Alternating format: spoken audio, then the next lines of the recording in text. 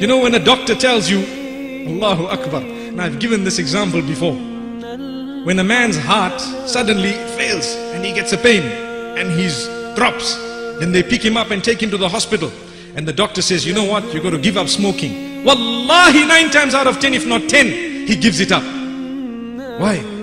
One doctor told him that. One doctor.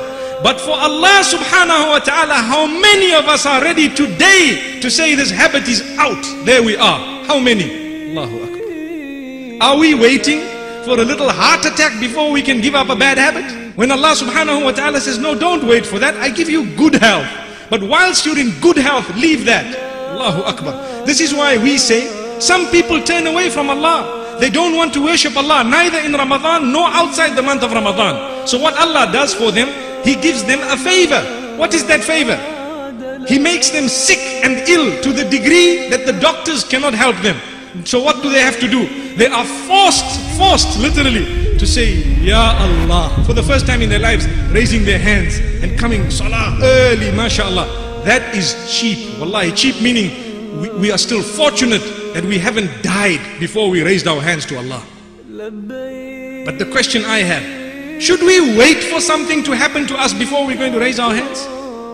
This is why Allah says, be thankful, be grateful, recognize the devil and know about him before he even comes in your direction, so that you will know how he tries and distract you. Ask those who've committed adultery all their lives, what have they achieved by it?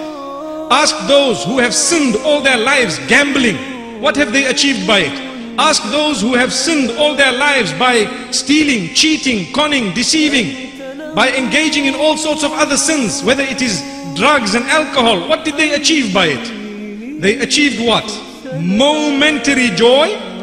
Is that what they got? And now, if Allah has mercy on you, He will grant you a chance to say, Ya Allah, forgive me, never again will I do that.